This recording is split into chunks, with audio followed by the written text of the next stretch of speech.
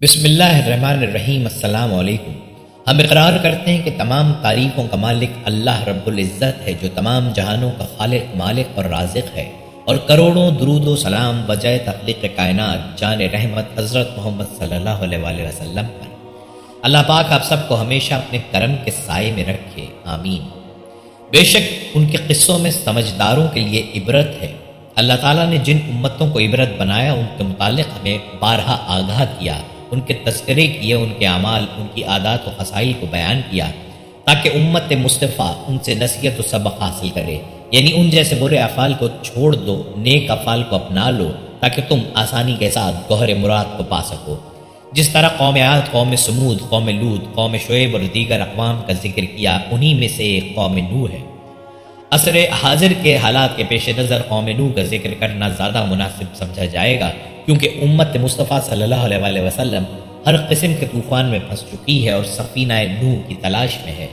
ناظرین، آج کی یہ ویڈیو حضرت نوح علیہ السلام کے بارے میں ہے۔ آپ کی زندگی کے تمام حالات پر تفصیلی تذکرہ کریں گے، اس لیے ویڈیو کو مکمل دیکھیے گا۔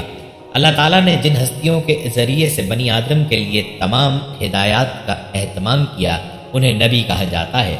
انسان ہی تھے، لیکن اللہ نے اپنے علم و حکمت کی بنیاد پر انہیں اس منصب کے لیے منتخب فرمایا۔ یہ نبی ہر قوم کی طرف بھیجے گئے۔ اللہ تعالیٰ نے آدم علیہ السلام سے وعدہ کیا تھا کہ ان کی ذریت کی رونمائی کے لیے وہ خود اپنی طرف سے ہدایت نازل کرے گا۔ یہ ہدایت انہی نبیوں کے ذریعے سے بنی آدم کو دی گئی۔ وہ آسمان سے وحی پا کر ان لوگوں کو حق بتاتے، اس کے ماننے والوں کو اچھے انجام کی خوشخبری دیتے اور نہ ماننے والوں کو برے انجام سے خبردار کرتے تھے۔ اللہ رب العزت نے قرآن مجید میں ارشاد فرمایا، ہم نے تمہیں حق کے ساتھ بشارت دینے والا اور خبردار کرنے والا بنا کر بھیجا ہے۔ اس سے پہلے بھی کوئی امت ایسی نہیں ہوئی جس کے اندر کوئی خبردار کرنے والا نہ گزرا ہو۔ لامک شیس کی نسل میں سے 8ویں اولاد ہے، جو متوشلہ کے بیٹے اور نوح نبی کا باپ ہے۔ لامک بیٹا تھا متوشلہ کا، اور متوشلہ پوتا تھا یارد کا، جبکہ یارد پوتا تھا قینان یعنی کنان کا، اور یہ سب اولاد آدم میں سے تھے۔ فرمایا گیا، اور قائن یعنی قابیل اپنی بیوی کے پاس گیا، وہ حاملہ ہوئی اور اس کے حنوک سے ادریس پیدا ہوا، اور اس نے ایک شہر بسایا اور اس کا نام اپنے بیٹے کے نام پر حنوک رکھا۔ اور حنوک سے ایراد پیدا ہوا، اور ایراد سے ہوایائل پیدا ہوا، اور ہوایائل سے متوسائل پیدا ہوا، اور متوسائل سے لامک پیدا ہوا۔ جب نوح پیدا ہوئے اس وقت لامک کی عمر 182 برس تھی۔ وہ مزید 595 برس جیا، اور بوقت وفات اس کی عمر 777 برس تھی۔ اور اگر ترتیب معصورہ استعمال کی جائے تو ہم کہہ سکتے ہیں کہ لامک کا انتقال سیلاب عظیم سے چند سال قبل ہی ہوا۔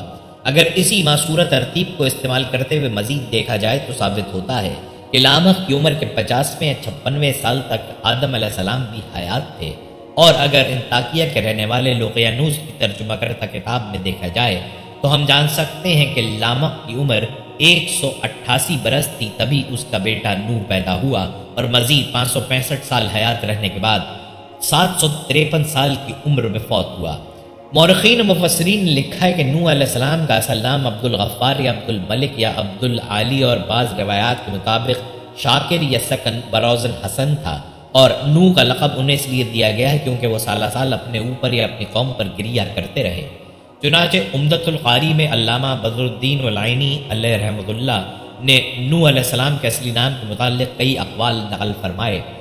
مقاتل نے کہا ہے کہ ان کا نام السکن ہے، ایک قول ہے کہ ان کا نام الساکن ہے، بعض نے کہا عبد الملک اور بعض نے عبد العالی بھی بتایا ہے۔ طبری نے کہا کہ ان کا نام عبد الغفار ہے، اور بہت زیادہ رونے کی وجہ سے ان کا نام نوح ہو گیا۔ نوح کے معنی ہے نوحہ کرنا یعنی رونا۔ نوح علیہ السلام کے ماں باپ دونوں مومن تھے، اور ان کی والدہ کا نام قیشوش بنت برقابیل تھا۔ علامہ زخم شری نے شہمہ بنت آنوش بتایا ہے، ایک دن انہوں نے کتے کو دیکھ کر دل میں کہا کہ یہ کس قدر بد شکل ہے۔ اللہ تعالیٰ نے اس کتے کو قوت گویائی دی۔ اس نے کہا، اے مسکین، آپ نے کس پر عیب لگایا ہے، نقش پر یا نقاش پر؟ اگر نقش پر عیب ہے، اگر میرا بنانا میرے اختیار میں ہوتا تو میں خود کو حسین بنا لیتا، اگر نقاش پر عیب ہے تو وہ خود اللہ تعالیٰ ہے، اور اس کی ملک پر اعتراض کرنا جائز نہیں۔ نوح علیہ السلام نے جان لیا کہ اس کتے کو اللہ تعالیٰ نے گویائی دی ہے، پھر وہ اپنے اس خیال میں 40 سال تک روتے رہے۔ تفسیر مظہری میں ہے، یعنی نوح علیہ السلام کے اصل نام میں اختلاف ہے۔ بعض علماء کہتے ہیں کہ نوح علیہ السلام کا اصل نام سکن ہے، اور بعض نے عبد الجبار بتایا ہے۔ اور بعض نے شاکر کہا ہے، بعض کہتے ہیں کہ آپ کا اصل نام یشکر ہے، اور اس کے علاوہ بھی اقوال ہیں۔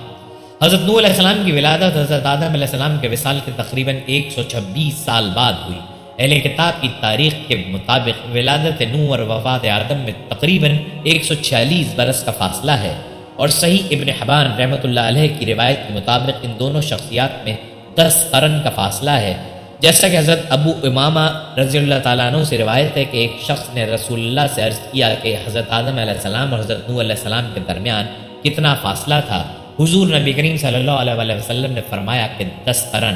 قرن سے مراد اگر صدی ہو تو ان دونوں انبیاء کرام علیہ السلام کے درمیان 1000 سال کا فاصلہ ہوگا، اور اگر قرن سے مراد نسل ہو تو اس صورت میں ان کے درمیان ہزاروں سال کا فاصلہ ہوگا، کیونکہ حضرت نوح علیہ السلام سے پہلے لوگ صدیوں تک زندہ رہتے تھے۔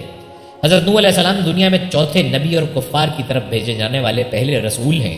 طوفان کے بعد چونکہ آپ سے نسل انسانی چلی ہے، اس لیے آپ کو آدم ثانی بھی کہا جاتا ہے۔ آپ نے کئی 100 سال تک اپنی قوم کو خفیہ اور اعلانیہ ہر طرح سے تبلیغ فرمائی، اور اس دوران قوم کی طرف سے پہنچنے والی اذیتوں اور تکلیفوں کو خندہ پیشانی سے برداشت کیا اور صبر و تحمل کا مظاہرہ فرمایا۔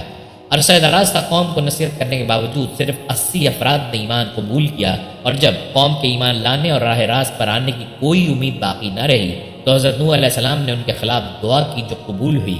اللہ تعالیٰ نے اہل ایمان کو کشتی میں سوار کر کے نجات بخشی اور کافروں کو طوفان کا سامنا کروایا۔ حضرت انس رضی اللہ تعالیٰ عنہ سے روایت ہے کہ رسول اللہ نے ارشاد فرمایا کہ جب ملک الموت حضرت نوح علیہ السلام کے پاس آئے تو عرض کی کہ اے انبیاء میں سب سے بڑے، اے لمبی عمر پانے والے، اے مستجاب الدعوات، آپ نے دنیا کو کیسا پایا؟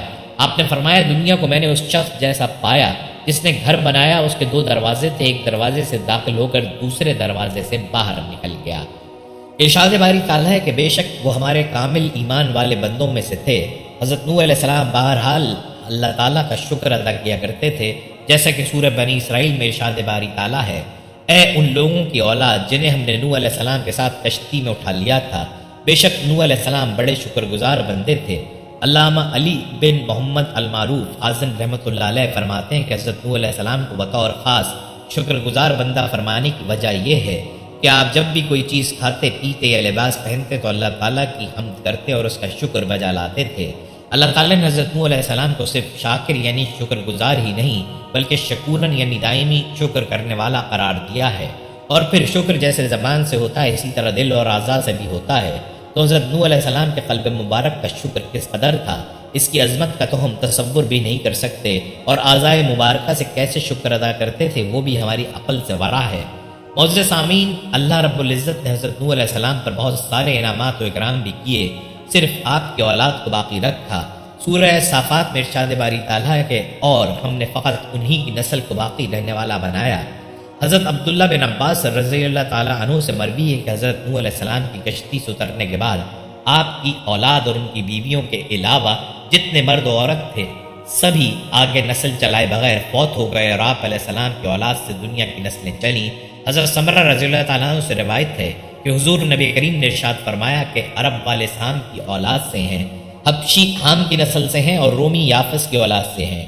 حضرت نوح علیہ السلام پر اللہ تعالیٰ کا ایک اور انعام یہ ہے کہ نبوت کتاب آپ کی اولاد میں رکھی گئی، اور آپ کے بعد جتنے نبی اور رسول دنیا میں مبعوث ہوئے سب آپ کی اولاد میں سے تھے، اور تمام آسمانی کتابیں بھی آپ کی اولاد میں سے مخصوص ہستیوں پر نازل ہوئیں، جیسا کہ سورہ الحدید میں ارشاد باری تعالیٰ ہے، اور بے شک ہم نے نوح اور ابراہیم علیہ السلام کو بھیجا، اور ہم نے دونوں کی اولاد میں رسالت اور کتاب مقرر فرما دی، تو ان میں سے بعض ہدایت یافتہ ہیں اور ان میں سے اکثر لوگ نافرمان ہیں۔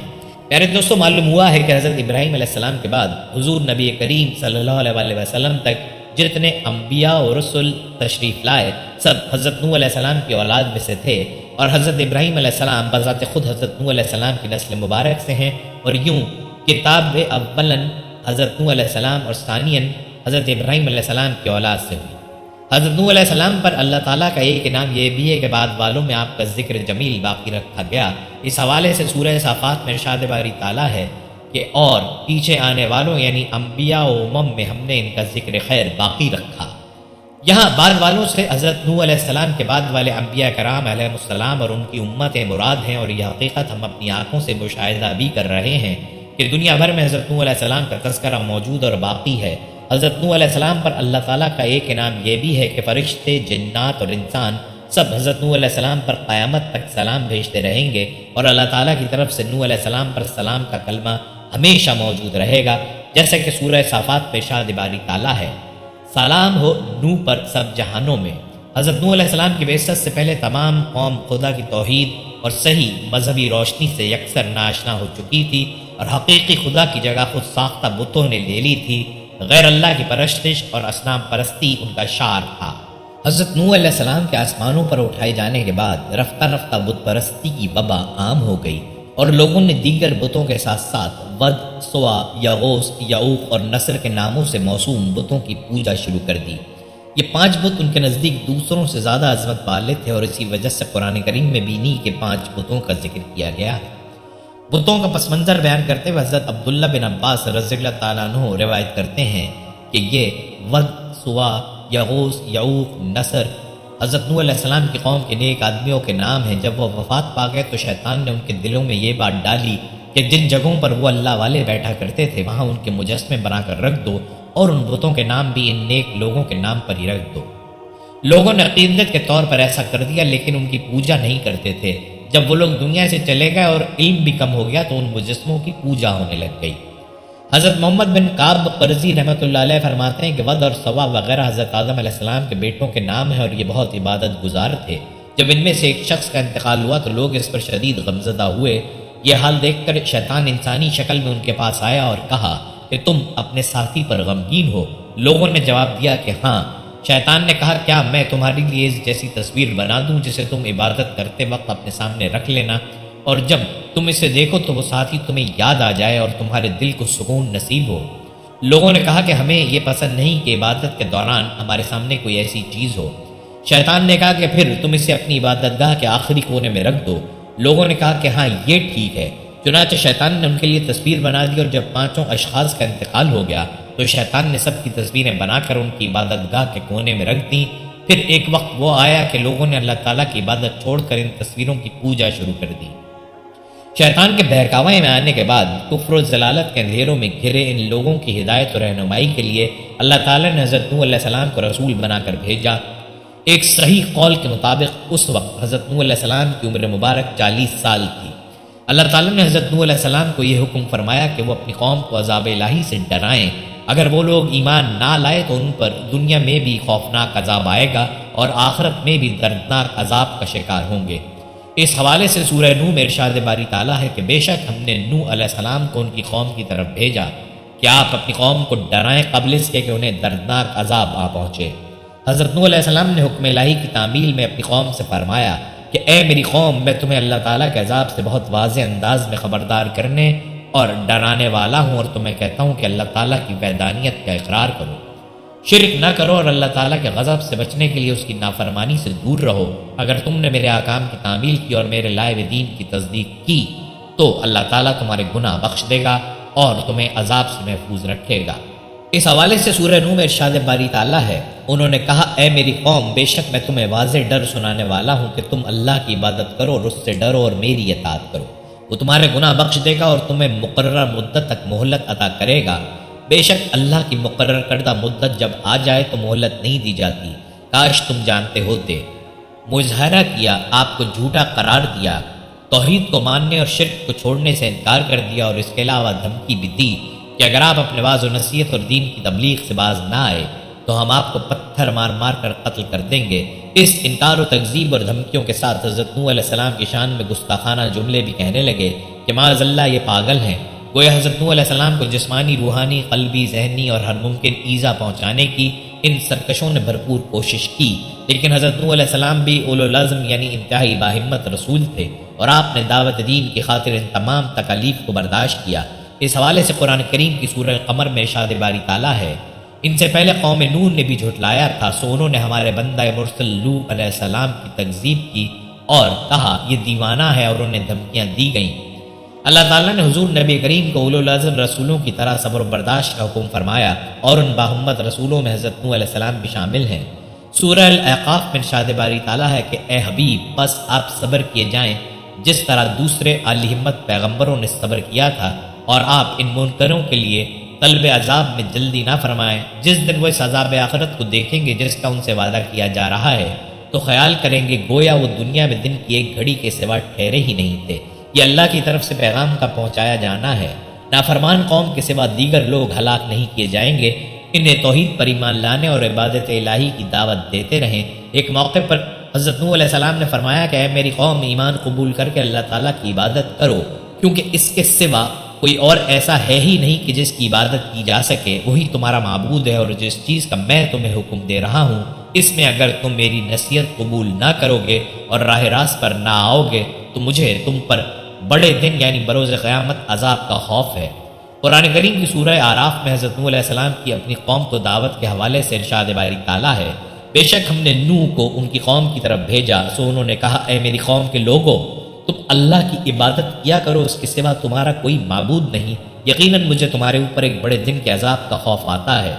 حضرت نوح علیہ السلام چونکہ قوم کے اجتماعی طریقے کے برخلاف چلتے ہوئے بتوں کی پوجا نہیں کرتے تھے، اور مزید یہ کہ انہوں نے قوم کو بھی اس امر سے باز رہنے اور صرف اللہ تعالیٰ کی عبادت کرنے کی دعوت دی، تو قوم کے سرداروں نے کہہ دیا کہ ہم قوم کے اجتماعی طرز عمل سے جدا راہ اختیار کرنے کے سبب ضرور آپ کو کھلی گمراہی میں دیکھ رہے ہیں۔ اس واقعے کو سورہ الاعراف میں یوں بیان کیا گیا ہے، ان کے قوم کے سرداروں اور رئیسوں نے کہا اے نوح، بے شک ہم تمہیں کھلی گمراہی میں مبتلا دیکھتے ہیں۔ حضرت نوح علیہ السلام نے فرمایا کہ اے میری قوم، مجھ میں گمراہی کی کوئی بات نہیں، بلکہ میں تو اپنے رب کی طرف سے تمہیں ہدایت کے لیے رسول بنا کر بھیجا گیا ہوں، کیونکہ جب دنیاوی بادشاہ کسی ناتجربہ کار اور جاہل کو اپنا وزیر نہیں بناتا یا کوئی اہم عہدہ نہیں سونپتا، تو اللہ تعالیٰ جو سب بادشاہوں کا بادشاہ ہے وہ کیسے کسی طالب علم کو منصب نبوت سے سرفراز فرما سکتا ہے؟ اور میں تو اپنے رب تعالیٰ کے وہ پیغامات تم تک پہنچا رہا ہوں جو اس نے مجھے دے کر بھیجا ہے، اور تمہاری بھلائی چاہتا ہوں، اور میں اللہ تعالیٰ کی طرف سے وہ باتیں جانتا ہوں جو تمہیں معلوم نہیں کہ اللہ تعالیٰ بڑی قدرت والا ہے۔ دشمنوں پر اس کی گرفت انتہائی سخت ہے، اور مجرموں پر آیا ہوا اس کا عذاب کوئی بھی ٹال نہیں سکتا۔ اور کیا تم مجھے جھٹلاتے ہو اور اس بات پر تعجب کرتے ہو کہ تمہارے پاس تمہارے رب کی طرف سے تم ہی میں سے ایک مرد کے ذریعے نصیحت آئی تاکہ وہ تمہیں کفر و گناہ کے انجام سے ڈرائے اور تم تقوی و پرہیزگاری اختیار کرو اور اس کے سبب تم پر رحم کیا جائے؟ حضرت نوح علیہ السلام کے جواب کا قرآن کریم کی سورہ الاعراف میں تذکرہ یوں کیا گیا ہے، انہوں نے کہا ہے میری قوم، مجھ میں کوئی گمراہی نہیں، لیکن یہ حقیقت ہے کہ میں تمام جہانوں کے رب کی طرف سے رسول مبعوث ہوا ہوں۔ میں تمہیں اپنے رب کے پیغامات پہنچا رہا ہوں اور تمہیں نصیحت کر رہا ہوں، اور اللہ کی طرف سے وہ کچھ جانتا ہوں جو تم نہیں جانتے۔ کیا تمہیں اس پر تعجب ہے کہ تمہارے پاس تمہارے رب کی طرف سے تم ہی میں سے ایک مرد کی زبان پر نصیحت آئی تاکہ وہ تمہیں عذاب الہی سے ڈرائے اور تم پرہیزگار بن جاؤ، اور یہ اس لیے ہے کہ تم پر رحم کیا جائے؟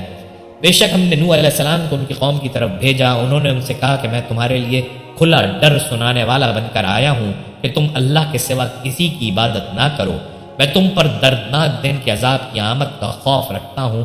یہاں دردناک دن سے قیامت کا دن یا طوفان آنے کا دن مراد ہے، اور دن کو مجازی طور پر دردناک اس لیے فرمایا گیا کہ دردناک عذاب اس دن نازل ہوگا۔ حضرت نوح علیہ السلام کی دعوت حق سن کر قوم کے کافر سرداروں نے 3 اعتراضات کر کے اپنی قوم کو یہ باور کروانے کی کوشش کی کہ نعوذ باللہ آپ علیہ السلام نبی نہیں ہیں۔ حضرت نوح پر پہلا اعتراض یہ تھا کہ آپ ہماری طرح بشر ہیں اور آپ کو ہم پر کوئی خاص فضیلت نہیں، اس لیے ہم کیسے مان لیں کہ آپ نبی ہیں اور آپ کی اطاعت ہم پر لازم ہے۔ نوح پر دوسرا اعتراض یہ تھا کہ ہم دیکھ رہے ہیں کہ آپ کی پیروی جن لوگوں نے کی ہے ان کی اپنی قوم میں کوئی قدر و قیمت نہیں ہے، اور وہ مفلس اور غریب لوگ ہیں، اور آپ پر ایمان لانے کی حرکت بھی انہوں نے کسی غور و فکر کے بغیر ہی کی ہے۔ سیدنا نوح علیہ السلام پر تیسرا اعتراض یہ تھا کہ حضرت نوح علیہ السلام کی قوم نے آپ کی ذات میں ایسی کوئی بات نہیں دیکھی جس کی بنا پر آپ کو ان پر برتری حاصل ہو، کیونکہ آپ کے پاس نہ تو مال زیادہ تھا اور نہ ہی ریاست یعنی جائیدادیں اور زمینیں تھیں۔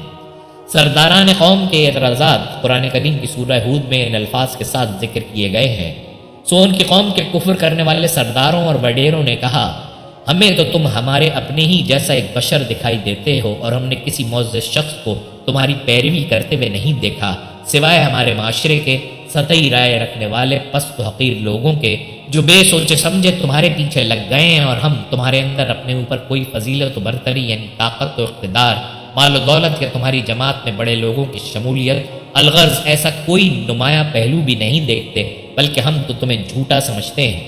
آج کے حالات دیکھ کر حیرت ہوتی ہے کہ دین سے دور اور مذہب سے بیزار لوگوں کی ذہنیت ہزاروں برس سے یہی چلتی آ رہی ہے کہ وہ غریبوں کا مذاق اڑاتے ہیں، خواہ وہ کتنے ہی دیندار کیوں نہ ہوں۔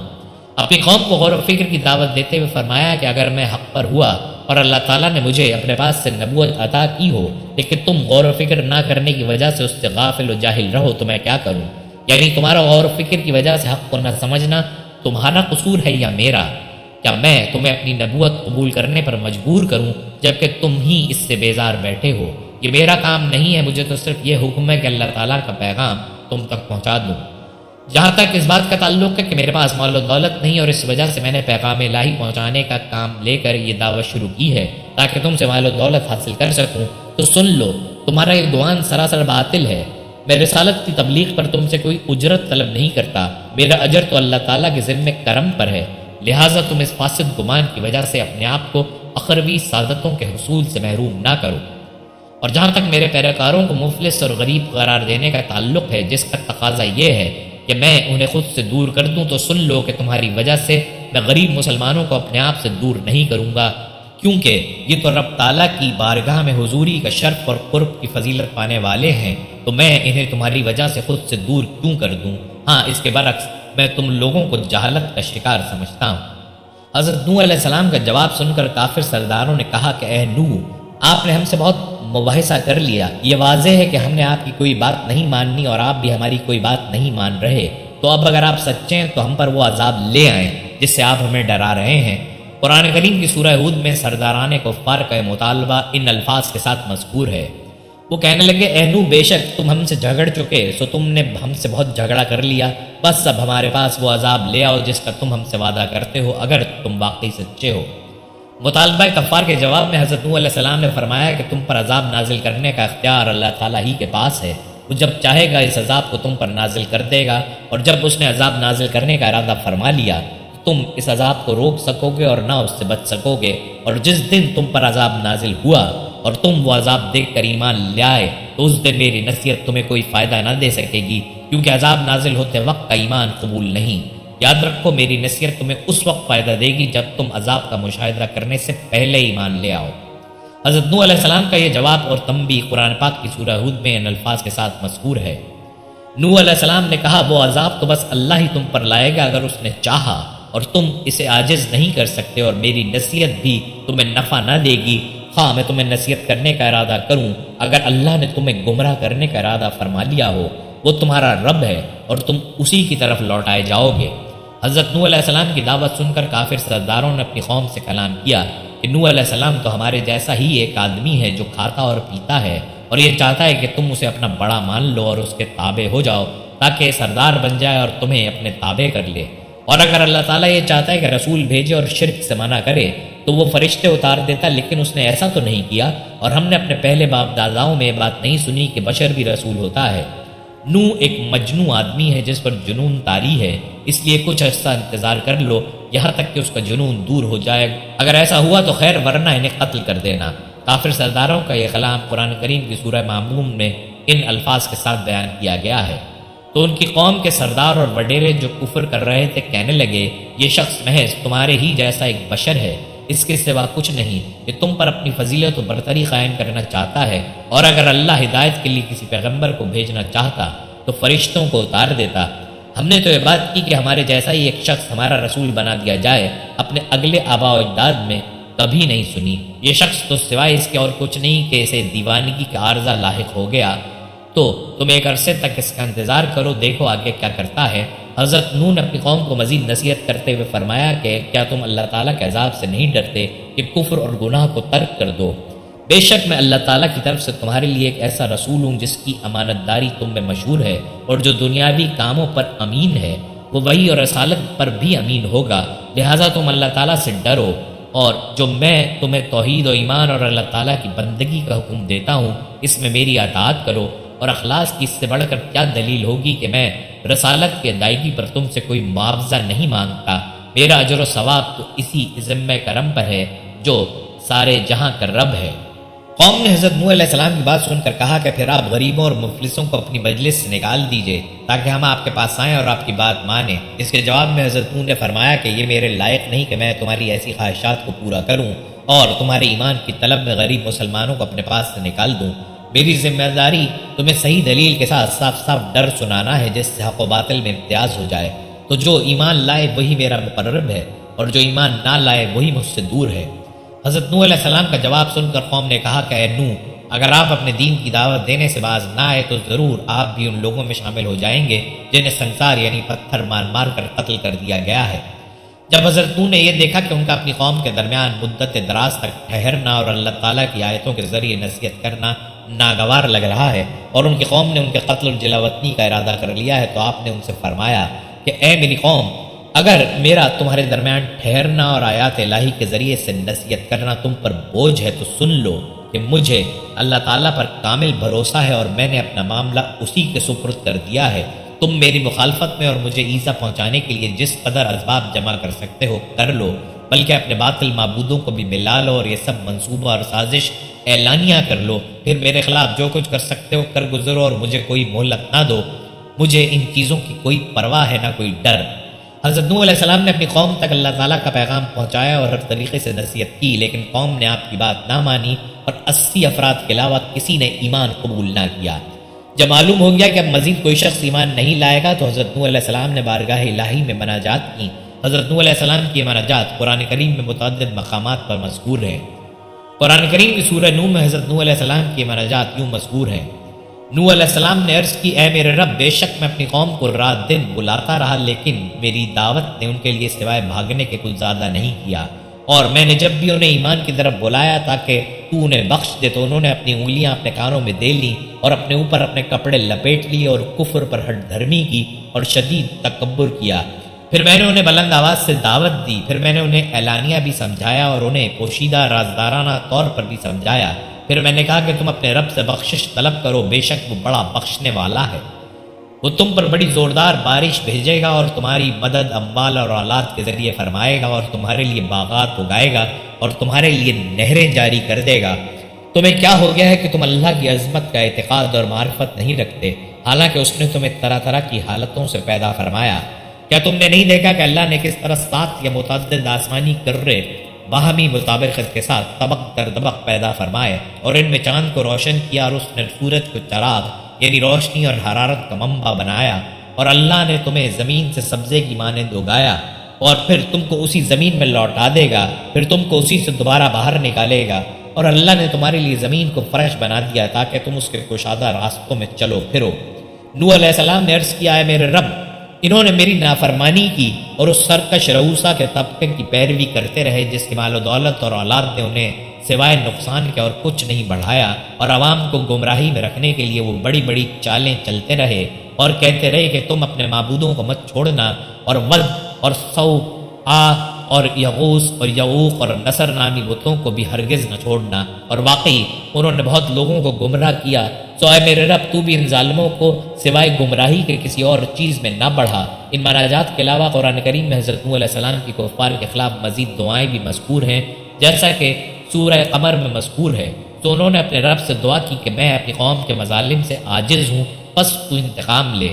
اسی طرح سورہ مومنون میں ہے، نوح علیہ السلام نے عرض کیا، اے میرے رب میری مدد فرما کیونکہ انہوں نے مجھے جھٹلا دیا ہے۔ اسی طرح سورہ شعراء میں درج ہے، نوح علیہ السلام نے عرض کیا، اے میرے رب میری قوم نے مجھے جھٹلا دیا، بس تو میرے اور ان کے درمیان فیصلہ فرما دے اور مجھے اور ان مومنوں کو جو میرے ساتھ ہیں نجات دے دے۔ اسی طرح سورہ نوح میں درج ہے، اور نوح علیہ السلام نے عرض کیا، اے میرے رب زمین پر کافروں میں سے کوئی بسنے والا نہ چھوڑ، بے شک اگر تو انہیں زندہ چھوڑے گا تو وہ تیرے بندوں کو گمراہ کرتے رہیں گے اور وہ بدکار اور سخت کافر اولاد کے سوا کسی کو جنم نہیں دیں گے۔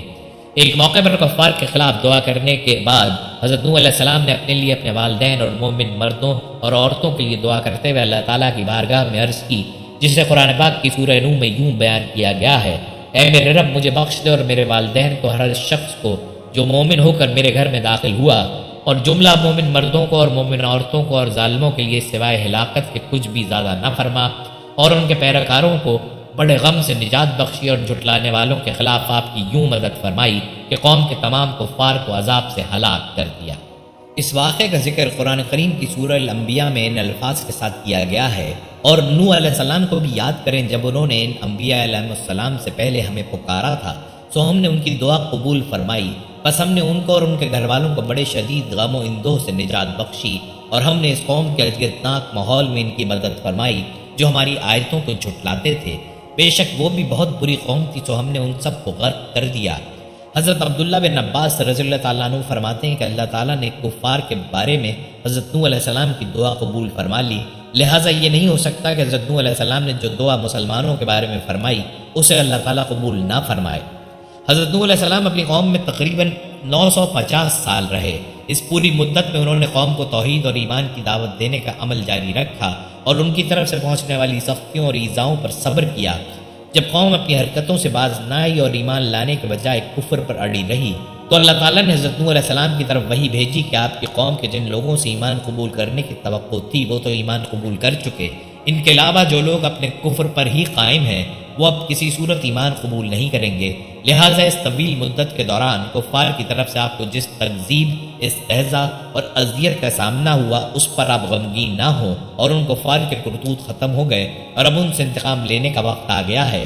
کفار پر عذاب چونکہ کئی طریقوں سے آ سکتا تھا، اس لیے اللہ تعالیٰ نے حضرت نوح علیہ السلام کو بتا دیا کہ وہ عذاب ڈبو دیے جانے کی صورت میں ہوگا اور ڈوبنے سے نجات کی صورت صرف کشتی کے ذریعے ممکن تھی، اس لیے اللہ تعالیٰ نے حضرت نوح علیہ السلام کو کشتی تیار کرنے کا حکم دیا۔ قرآن کریم میں 2 مقامات پر کشتی بنانے کا حکم کا ذکر ہے۔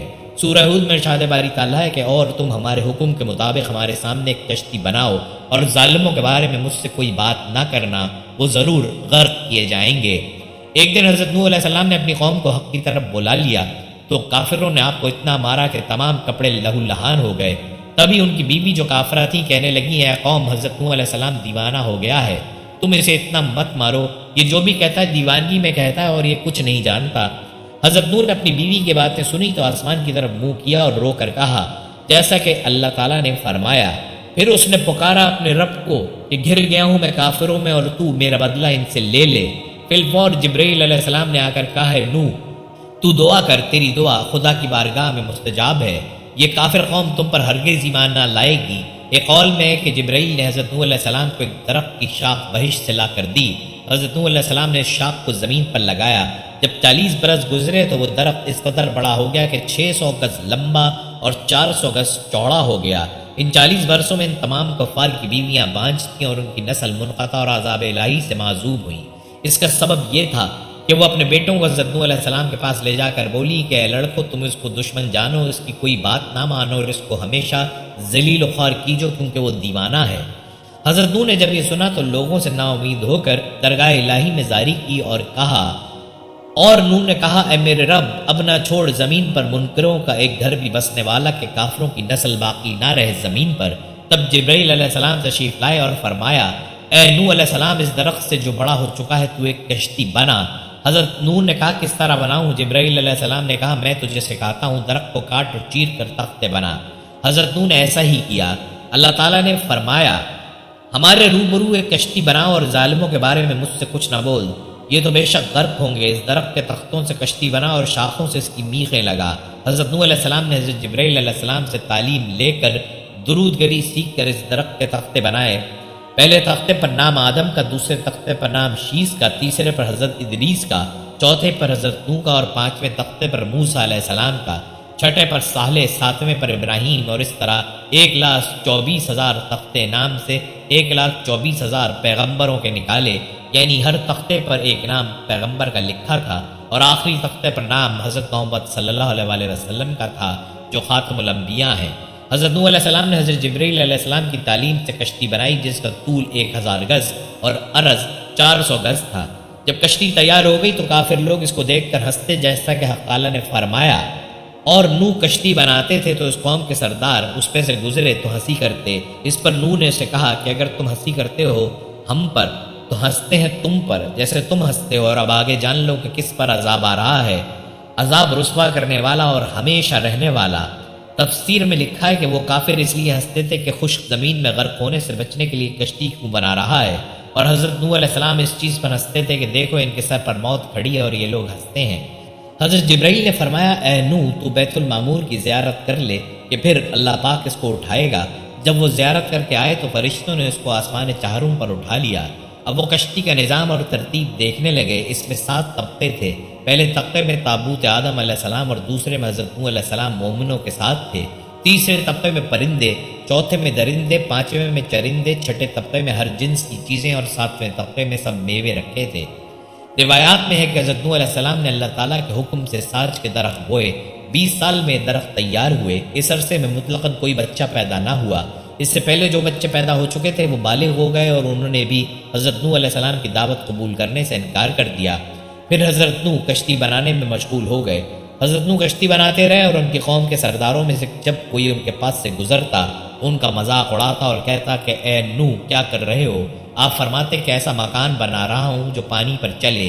یہ سن کر وہ ہنستے کیونکہ آپ کشتی جنگل میں بنا رہے تھے جہاں دور دور تک پانی نہ تھا، اور وہ لوگ مذاق کے طور پر یہ بھی کہتے تھے کہ پہلے تو آپ نبی تھے اب بڑھئی ہو گئے۔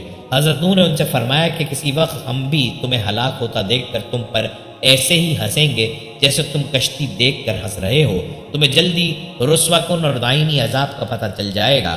حضرت نوح کی کشتی 2 سال میں تیار ہوئی، اس کی لمبائی 300 گز، چوڑائی 50 گز، اونچائی 30 گز تھی، اور اس میں اور بھی اقوال ہیں۔ اس کشتی میں 3 درجے بنائے گئے تھے، نیچے والے درجے میں جنگلی جانور، درندے اور حشرات الارض تھے، اور درمیانی درجے میں چوپائے وغیرہ، اوپر والے درجے میں خود حضرت نوح علیہ السلام، آپ کے ساتھی اور حضرت آدم کا جسد مبارک جو عورتوں اور مردوں کے درمیان حائل تھا، اور کھانے وغیرہ کا سامان تھا، اور ایک روایت کے مطابق پرندے بھی اوپر والے درجے میں ہی تھے۔ حضرت نوح علیہ السلام کشتی بنانے میں مصروف رہے یہاں تک کہ ان کی قوم پر عذاب نازل ہونے اور ان کی ہلاکت کا وقت آ گیا۔ اللہ تعالیٰ نے حضرت نوح سے اس عذاب کے نازل ہونے کی علامت یہ بیان فرمائی تھی کہ جب آپ تنور میں سے پانی جوش مارتا دیکھیں تو سمجھ لیں کہ عذاب کے نزول کا وقت آ پہنچا ہے۔ بعض مفسرین کے نزدیک اس تنور سے روئے زمین مراد ہے، اور ایک قول کے مطابق اس سے یہی تنور مراد ہے جس میں روٹی پکائی جاتی ہے۔ پھر ایک دن آپ کی بیوی تنور میں روٹیاں پکا رہی تھی کہ پانی ابل آیا اور اس نے جلدی سے آپ کو اس کی خبر دی۔ روایات میں ہے کہ جب تنور میں سے پانی نے جوش مارا اور اللہ تعالیٰ نے حضرت نوح علیہ السلام کو 3 طرح کی چیزیں کشتی میں سوار کرنے کا حکم فرمایا، حضرت نوح علیہ السلام نے اپنے ساتھ ان تمام جانوروں کا ایک ایک جوڑا کشتی میں سوار کر لیا جو بچے جنتے تھے یا انڈے دیتے تھے۔ جانور آپ کے پاس آتے اور آپ اپنے دائیں ہاتھ سے نر اور بائیں ہاتھ سے مادہ کو پکڑ کر سوار کرتے جاتے تھے۔ بعض روایات میں ہے کہ سانپ اور بچھو نے حضرت نوح کی بارگاہ میں حاضر ہو کر عرض کی کہ ہمیں بھی اپنے ساتھ سوار کر لیں، تو حضرت نوح نے فرمایا کہ تمہاری وجہ سے ہم کہیں مصیبت کا شکار نہ ہو جائیں، اس لیے تمہیں سوار نہیں کر سکتا۔ انہوں نے عرض کی کہ آپ ہمیں سوار کر لیں، ہم آپ کو اس بات کی ضمانت دیتے ہیں کہ جو آپ کا ذکر کرے گا ہم اسے کوئی نقصان نہ پہنچائیں گے، لہٰذا جسے سانپ اور بچھو سے نقصان پہنچنے کا خوف ہو تو وہ سورہ صافات کی آیت نمبر 79 پڑھ لیا کرے، انشاءاللہ وہ سانپ اور بچھو کے نقصان سے محفوظ رہے گا۔ حضرت نوح علیہ السلام کے اہل خانہ میں کل 7 افراد تھے۔ حضرت نوح علیہ السلام، ان کے 3 بیٹے سام، حام، یافس اور ان تینوں کی بیویاں، ان سب کو کشتی میں سوار کیا۔ جو لوگ حضرت نوح پر ایمان لائے ان کی تعداد 80 تھی، انہیں بھی کشتی میں سوار کیا گیا۔ جب حضرت نوح کشتی بنا رہے تھے تو ایک مومنہ بوڑھی عورت روز اللہ کے نبی کے پاس اپنی گٹری لے کر آتی اور کہتی ہے اللہ کے نبی کب کشتی روانہ ہوگی؟ حضرت نوح فرماتے تھے ابھی دیر ہے۔ وہ عورت شام تک بیٹھی رہتی پھر اٹھ کر چلی جاتی۔ ایک دن حضرت نوح نے فرمایا کہ اے عورت جب جانا ہو تو تمہیں بتا دیا جائے گا۔ یہ عورت واپس چلی گئی اور انتظار کرنے لگی کہ کب نوح بلائیں گے۔ اس دوران عذاب آ گیا اور کشتی روانہ ہو گئی، لیکن حضرت نوح نے اس عورت کو نہ بلایا۔ ظاہری طور پر نوح کو اس کو بلانا بھلا دیا گیا۔ جب طوفان تھما تو ایک دن حضرت نوح کے دل میں محبت اٹھی کہ شہر کو دیکھوں جہاں سے چلا تھا۔ وہاں آئے اور قریب جا کر دیکھا تو ایک جھونپڑی میں دیا جل رہا تھا۔ حضرت نوح یہ دیکھ کر چونک گئے کہ روئے زمین پر کوئی ایسا گھر بھی ہے کہ اتنے عظیم طوفان کے بعد بھی جس میں چراغ جل رہا ہے۔ انہوں نے وہاں تکبیر بلند کی تو وہ عورت سامان لے کر آ گئی اور کہنے لگی یا نبی اللہ کیا کشتی تیار ہے، چلیں۔ حضرت نوح نے حیرت سے اس کو دیکھا اور کہا رکو بڑھیا، کیا تمہیں کچھ بھی پتہ نہیں چلا؟ وہ کہنے لگی یا نبی اللہ کیا نہیں پتہ چلا؟ کہا اتنا بڑا سیلاب آیا، بارش ہوئی، تمہیں کچھ بھی پتہ نہیں چلا؟ بڑھیا کہنے لگی یا نبی اللہ بس ایک دن بادل گرجے تھے اور کچھ ہلکی سی فوار پڑی تھی۔ حضرت نوح حیران ہو کر آسمان کی طرف دیکھنے لگے اور کہا میرے اللہ یہ کیا ماجرا ہے؟ اللہ تعالیٰ نے حضرت نوح پر وحی بھیجی کہ اے میرے پیارے نبی اس عورت کے دل میں چونکہ تمہاری محبت تھی اور تم نے اسے پابند کر دیا تھا، اور چونکہ تمہارا اس سے وعدہ بھی تھا کہ نجات کی کشتی میں اسے لے جاؤ گے، تب جب کہ تم نے اپنا وہ وعدہ پورا نہیں کیا، لیکن اے نوح میں تو تمہارے وعدے کا ذمہ دار تھا، اس لیے میں نے اس بڑھیا تک عذاب پہنچنے ہی نہیں دیا۔ نوح علیہ السلام کا ایک بیٹا جس کا نام کنعان تھا وہ آپ پر ایمان نہ لایا تھا۔ کنعان کی والدہ وہلا گھر والوں میں سے دونوں علیحدہ رہے اور غرق ہوئے تو نوح نے اپنے بیٹے کو کشتی میں سوار ہونے کو کہا، لیکن وہ سوار نہ ہوا اور غرق ہو گیا۔ حالانکہ توریت کے سفر مذکور میں نوح کے 3 بیٹے لکھے ہیں، سام، حام، یافس، اور تینوں کا کشتی میں سوار ہونا اور طوفان سے نجات پانا لکھا ہے، اور نیز مفسرین اسلام اس بیٹے کا نام کنان بتلاتے ہیں، حالانکہ کنان حام کا بیٹا نوح کا پوتا ہے۔ ایک بیٹا کنان یا یام اور حضرت نوح علیہ السلام کی اہلیہ وائلہ تھا، یہ دونوں کافر تھے، ان کو کشتی میں بیٹھنے والوں سے مستثنیٰ کر دیا گیا۔ حضرت نوح علیہ السلام کی ایک بیوی اور آپ کے بیٹے یام کنان کے بارے میں تھا جو اسی بیوی سے تھا، جبکہ آپ کے 3 بیٹے حام، سام اور یافس ایمان لا چکے تھے اور آپ کے ساتھ کشتی میں سوار ہوئے تھے۔ حضرت سام اور ان کی اولاد بعد میں اسی علاقے میں آباد ہوئی تھی۔ چنانچہ قوم عاد، قوم سمود اور حضرت ابراہیم علیہ السلام سب سامی النسل تھے۔ حام اور یافس دوسرے علاقوں میں جا کر آباد ہوئے اور اپنے اپنے علاقوں میں ان کی نسل بھی آگے چلی۔ حضرت نوح علیہ السلام کا بیٹا کنان دشمنان دین کے ساتھ تھا۔ حضرت نوح علیہ السلام کی مہر پدری جوش میں آئی، آپ نے اپنے بیٹے سے فرمایا کہ بیٹا اس کشتی میں سوار ہو جاؤ تاکہ تم اس طوفان سے بچ جاؤ۔ اس نے کہا مجھے کشتی کی پرواہ نہیں، میں بہت بڑا تیراک ہوں، میں ڈوب نہیں سکتا۔ آپ نے فرمایا بیٹا اس طوفان بلا کی موجوں میں کسی تیراک کی تیراکی کام نہیں آ سکتی، اس میں شناور کے پاؤں شل ہو جائیں گے۔ قہر الہی کی شمع کش آندھی کے سامنے شمع حق کے سوا اور کوئی شمع مجھے بغیر نہیں رہ سکتی۔ کنان بولا میں پہاڑی پر چڑھ جاؤں گا، یہاں مجھے طوفان ضرر نہیں پہنچا سکتا۔ نوح علیہ السلام بولے آج کوئی نہیں بچ سکتا، آج وہی بچے گا جو حبیب خدا کا ہوگا۔ کنان بولا بابا خاموش رہے، میں نے تیری بات مانی ہے، اب نہ مانوں گا، مجھے تیری باتیں اچھی نہیں لگتی، میں دونوں جہانوں میں تجھ سے بیزار ہوں۔ نوح علیہ السلام نے فرمایا بیٹا یہ وقت ناز کا نہیں، موقع بڑا نازک ہے، اب ناز چھوڑ دے، اللہ تعالیٰ کی ذات رشتہ داری کے تعلقات سے بڑی ہے، نہ اس کا کوئی بیٹا ہے نہ باپ، اس وقت اس کا قہر معزن ہے، اسے میرے بیٹے کا لحاظ نہ ہوگا، اس کو بندگی پسند ہے، پیغمبر زادگی درکار نہیں۔ کنان نے کہا تو یہ نصیحتیں کرتا کرتا بوڑھا ہو گیا مگر کوئی قائل نہ ہوا اور ہر ایک سے تو نے جواب سرد ہی سنا، میں نے بھی جان لیا ہے کہ تیری باتیں قابل پذیرائی نہیں ہیں۔ حضرت نوح علیہ السلام نے فرمایا اے جان پدر کیا حرج ہے اگر تو میری نصیحت مان لے اور نجات پا لے، مگر اس کہنے کا بھی اس پر کوئی اثر نہ ہوا اور وہ بڑی حقارت سے حضرت نوح علیہ السلام کی بات رد کرتا رہا۔ حضرت نوح علیہ السلام نے عرض کی یا اللہ تو نے یہ کیا کیا، تیرا وعدہ تھا تو میرے اہل و عیال کو بچا لے گا، نہ میرا گدھا بچا نہ اسباب۔ اے نوح وہ لڑکا تیرا نافرمان تھا، اس لیے اسے اپنے اہل میں سے نہ سمجھو، دیکھو جو دانت کرم خوردہ ہو جائے اسے اپنا دانت نہ کہنا چاہیے، فوراً اسے اکھاڑ پھینکنا چاہیے تاکہ باقی تن آزار سے بچ جائے۔ حضرت نوح علیہ السلام نے عرض کی کہ میں اس بیٹے سے بیزار ہوا، میں تیرے حکم کا بندہ ہوں اور تیری تقدیر کے سامنے سربگندہ، اگر تو مجھے بھی غرق کر دے تو بھی مجھے شکایت نہیں۔ سب لوگ کشتی میں سوار ہو گئے سوائے کنان کے، اب طوفان شروع ہو گیا، پانی بڑھتا چلا گیا اور ہر شے غرق ہو گئی۔ 40 دن تک پانی برستا رہا، زمین سے پانی ابلتا رہا اور کشتی کم و بیش 6.5 ماہ تک پانی پر تیرتی رہی۔ اس کے بعد حکم الہی سے عذاب ختم ہوا تو سفینہ نوح جودھی پہاڑ پر جا کر ٹھہر گیا اور پانی زمین پر چڑھتا ہی گیا اور بہت بڑا، اور کشتی پانی کے اوپر تیرتی رہی اور پانی زمین پر بہت ہی زیادہ چڑھا۔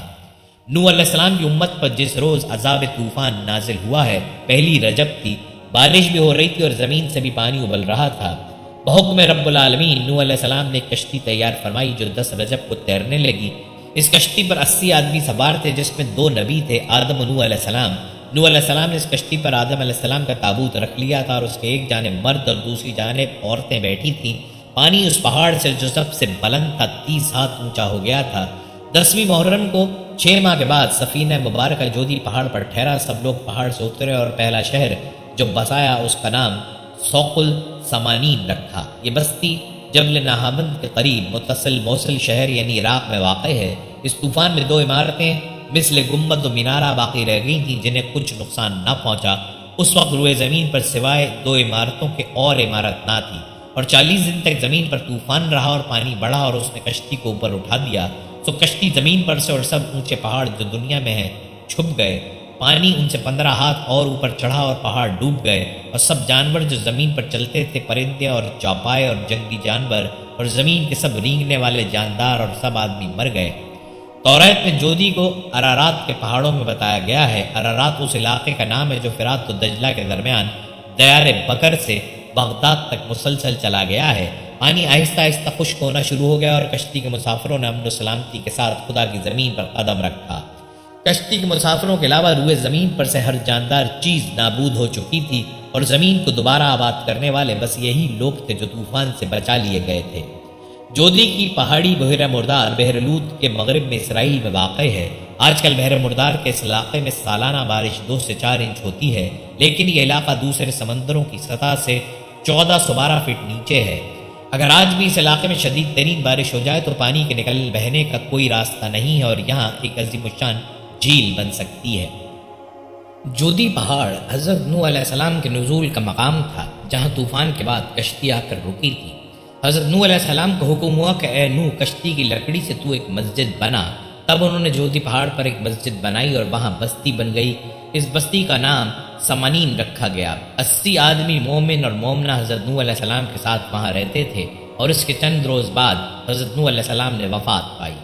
طوفان نوح گزر جانے کے بعد جب حضرت نوح کی کشتی جودی پہاڑ پر پہنچ کر ٹھہر گئی تو حضرت نوح علیہ السلام نے روئے زمین کی خبر لانے کے لیے کبوتر کو بھیجا، تو وہ زمین پر نہیں اترا بلکہ ملے سبا سے زیتون کی ایک پتی چونچ میں لے کر آ گیا۔ آپ نے فرمایا کہ تم زمین پر نہیں اترے، اس لیے پھر جاؤ اور روئے زمین کی خبر لاؤ۔ تو کبوتر دوبارہ روانہ ہوا اور مکہ مکرمہ میں حرم کعبہ کی زمین پر اترا اور دیکھ لیا کہ پانی زمین حرم سے ختم ہو چکا اور سرخ رنگ کی مٹی ظاہر ہو گئی ہے۔ کبوتر کے دونوں پاؤں سرخ مٹی سے رنگین ہو گئے اور وہ اسی حالت میں حضرت نوح علیہ السلام کے پاس واپس آ گیا اور عرض کیا، اے خدا کے پیغمبر، آپ میرے گلے میں خوبصورت طوق عطا فرمائیے اور میرے پاؤں میں سرخ خضاب مرمت فرمائیے اور مجھے زمین حرم میں سکونت کا شرف عطا فرمائیے۔ چنانچہ حضرت نوح نے کبوتر کے سر پر شفقت سے ہاتھ پھیرا اور اس کے لیے یہ دعا فرما دی کہ اس کے گلے میں دھاری کا ایک خوبصورت ہار پڑا رہے اور اس کے پاؤں سرخ ہو جائیں اور اس کی نسل میں خیر و برکت رہے۔ حضرت سیدنا نوح طوفان کے موقع پر جب سفینے میں سوار تھے تو وہاں ان کو شیطان نظر آیا۔ انہوں نے کہا، تو یہاں بھی پہنچ گیا، اب میں تجھے نہیں چھوڑوں گا جب تک کہ تیرا راز نہ معلوم کر لوں۔ اس کو حضرت نوح نے پکڑ لیا اور فرمایا کہ تیرا راز مجھ کو بتا کہ تو جو گمراہ کرتا ہے وہ کس راستے سے کرتا ہے۔ تو اس نے کہا کہ 5 باتیں ہیں، لیکن 5 میں سے میں آپ کو 3 بتاتا ہوں، 2 نہیں بتاتا۔ حضرت نوح کو اللہ کی طرف سے وحی آئی کہ اس مردود سے کہو کہ ہمیں ان 3 کی ضرورت نہیں ہے، وہ 2 ہی ہم کو بتا دے، اس لیے کہ اصل تو وہی راز ہے۔ تو حضرت سید نوح نے کہا کہ مجھے ان 3 حربوں کی ضرورت نہیں ہے، وہ 2 بتا جو تو نہیں بتانا چاہتا۔ تو اب مجبور ہو گیا اور کہنے لگا کہ وہ 2 باتیں جن سے میں لوگوں کو گمراہ کرتا ہوں اور آپ کو بتانا نہیں چاہتا تھا وہ آپ سن لیجئے، ایک حسد اور ایک حرص۔ پھر شیطان کہنے لگا کہ حسد سے میں گرا اور حرص سے حضرت آدم گر گئے، اس لیے جب اللہ تعالیٰ نے حضرت آدم کو بنایا اور ان کو علم عطا فرمایا اور ان کی شان و شوکت کو فرشتوں کے سامنے ظاہر کیا تو اللہ تعالیٰ نے فرمایا کہ آدم کو سجدہ کرو، فرشتے سجدے میں گر گئے۔ ابلیس کو تکبر نے روکا اور تکبر کے بعد حسد پیدا ہوا۔ حسد اس لیے پیدا ہوا کہ ان کی وجہ سے میں اللہ کی نگاہ میں گر گیا، اب کسی نہ کسی طرح ان کو بھی گرانا ہے، یہ ہے حسد۔ جب کسی کے پاس کوئی کمال دیکھے، جب کسی کے پاس حسن و جمال دیکھے، جب کسی کا عطا و نوال دیکھے، جب کسی کے اندر بڑائی دیکھے، جب کسی کے اندر علم دیکھے، جب کسی کے اندر مال و دولت کی فراوانی دیکھے، اس وقت دل کے اندر یہ خواہش کا ہونا کہ اس سے ساری چیزیں چھن جائیں، چاہے مجھے ملیں کہ نہ ملیں، اس کے پاس بھی نہ رہیں، یہ ہے حسد کی بیماری۔ یہی حسد اللہ کی نگاہ میں بہت بری چیز ہے۔ شیطان نے سوچا کہ اللہ نے ان کو اتنا اونچا بنایا ہے، ان کو بھی گراؤں گا، میں جیسے گر گیا ان کو بھی گراؤں گا۔ اس کے بعد اس حسد میں مبتلا ہو کر وہ فکر میں رہا کس طرح ان کو ذلیل و خوار کرنے میں کامیاب ہو جاؤں۔ یہ ہے حسد جس کی وجہ سے شیطان گمراہ ہوا اور حضرت آدم کو جس درخت سے منع کیا گیا تھا جا کر اس کو کھلایا تھا، اس لیے کہ شیطان نے قسم کھا کھا کر ان سے کہا تھا کہ میں آپ کی اللہ کی قسم کھا کر کہتا ہوں کہ اس درخت کو کھانے کا بہت بڑا فائدہ ہے، اور وہ یہ ہے کہ آپ اس کو کھا لیں گے تو کبھی نہیں مریں گے، ہمیشہ زندہ رہیں گے۔ انہوں نے کہا بہت اچھا، تو حرص میں آ کر کھا گئے اس کو۔ شیطان نے کہا حسد نے مجھے تباہ کیا اور حرص کی بیماری نے حضرت آدم کو گرا کر رکھ دیا۔ مروی ہے کہ حضرت نوح کی عمر 1400 برس تھی، دوسری روایت میں ہے کہ 1020 برس تھی اور تیسری روایت میں ہے کہ 1000 برس تھی، ایک اور روایت ہے کہ 950 برس تھی اور غالباً یہی صحیح ہے۔ سورہ عنکبوت میں مذکور ہے کہ جب حضرت نوح نے اس دار فانی سے رحلت فرمائی تو فرشتوں نے ان سے پوچھا کہ اے شیخ الانبیاء، دنیا کو کیسا دیکھا؟ حضرت نوح نے فرمایا مجھے تو ایسا لگتا ہے جیسے ایک دروازے سے گھس کر دوسرے سے نکل آیا۔ حضرت نوح کی اولاد میں سے سام، حام اور یافس باقی رہے اور پوری مخلوقات ان کی نسل سے ہیں۔ اہل عرب و عجم سام کی اولاد ہیں، اہل حبش حام کی اولاد سے ہیں اور اہل ترکستان یافس کی اولاد سے ہیں۔ مروی ہے کہ حضرت نوح ایک روز سو رہے تھے کہ ان کے سطر کا کپڑا الگ ہو گیا تھا۔ حام کی نظر پڑی تو وہ ہنسنے لگا اور چپکا ہو رہا، اور سام کی نظر پڑی تو اس نے کپڑا اڑا دیا، یعنی درست کر دیا۔ جب حضرت نوح خواب سے بیدار ہوئے اور ان دونوں کا ماجرا سنا تو سام کو دعائیں دیں، اسی واسطے ان کی اولاد پیغمبر ہوئی، اور حام کو بد دعا دی، اسی وجہ سے اس کا منہ سیاہ ہوا اور اس کی اولاد بھی سیاہ رہی۔ بعض کا کہنا ہے کہ حام نے سام کو دعا دی تھی، اس لیے ان کی اولاد پیغمبر ہوئی۔ اولاد سام میں سے بعض نے یمن میں، بعض نے حجاز و شام میں اور بعض نے مغرب میں شہر بسائے۔ اولاد حام نے ہندوستان میں آ کر شہروں کا آباد کیا۔ اولاد یافس ترکستان میں جا کر سکونت پذیر ہوئی اور وہاں سے شہر آباد کیے۔ چنانچہ سارا جہاں ان تینوں ہی سے آباد ہوا۔ سب سے پہلے شیطان نے ہندوستان میں آ کر لوگوں کو بت پرستی کی راہ بتائی، پھر اس کے بعد ترکستان جا کر وہاں بھی لوگوں کو بت پرستی سکھائی۔ بعد میں ملک عرب جا کر وہاں کے لوگوں کو بھی گمراہ کیا۔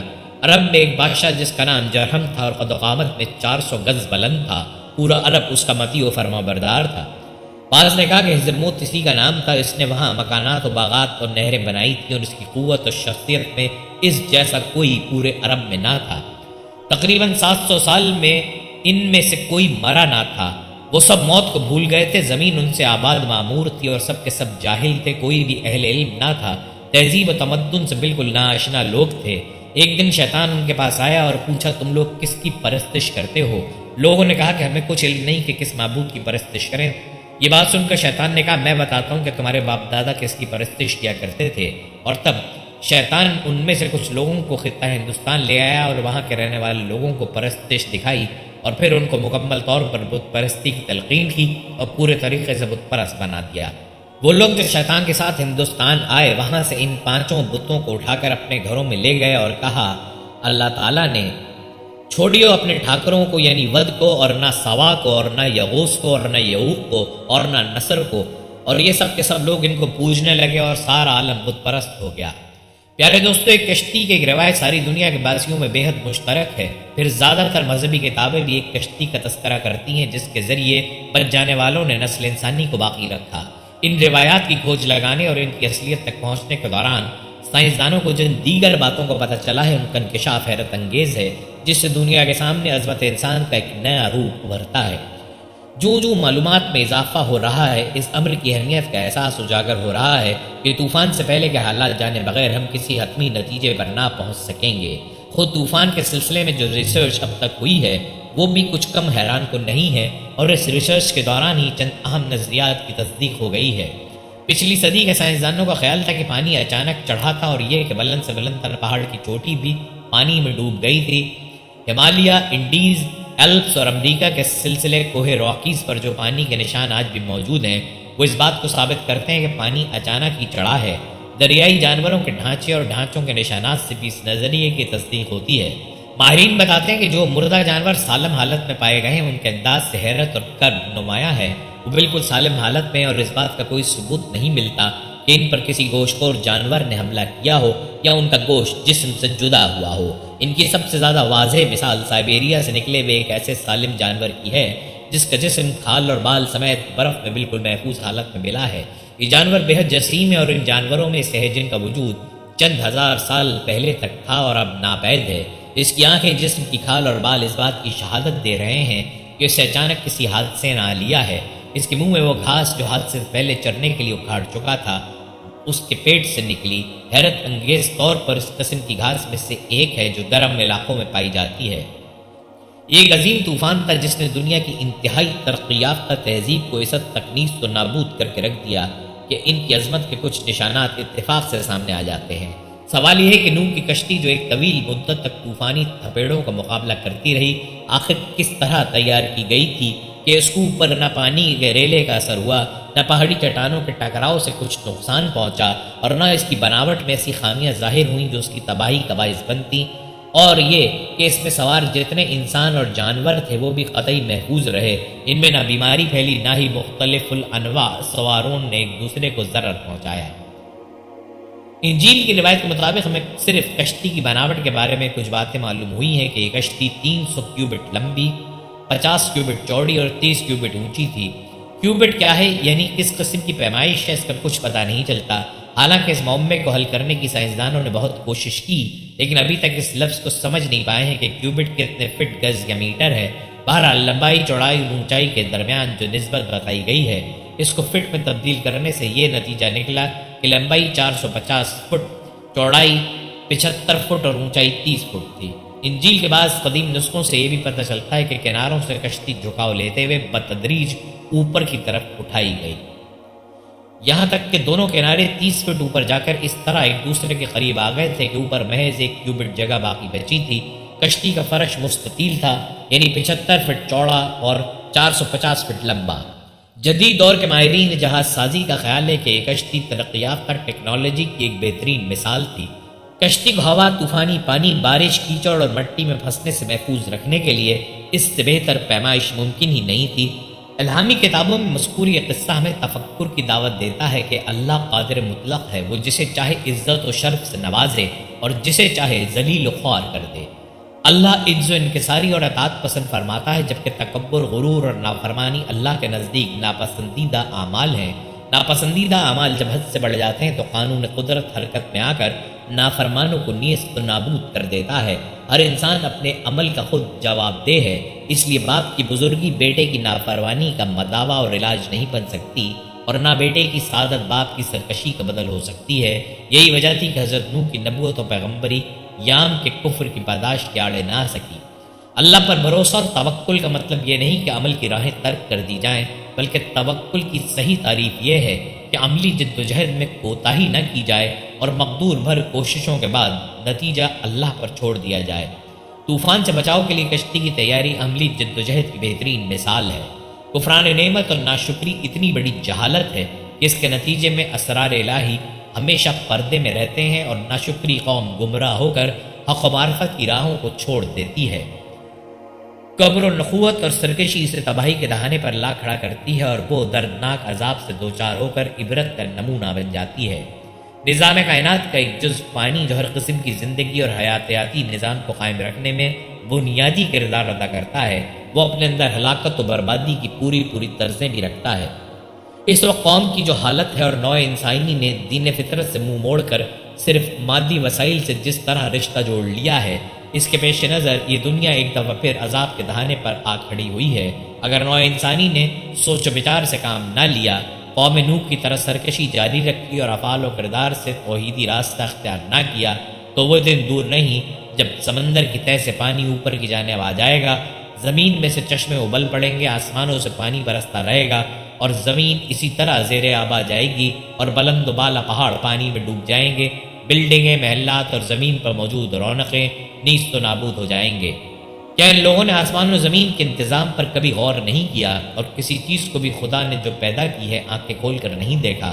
اور کیا یہ بھی انہوں نے نہیں سوچا کہ شاید ان کو زندہ رہنے کی جو مہلت دی گئی ہے اس کے پورا ہونے کا وقت آ گیا ہے؟ امید کرتے ہیں آپ کو آج کی ہماری یہ ویڈیو پسند آئی ہوگی۔ مزید ویڈیوز کے لیے ہمارا چینل سبسکرائب کریں۔ ملتے ہیں نئی ویڈیو میں، تب تک کے لیے فی امان اللہ۔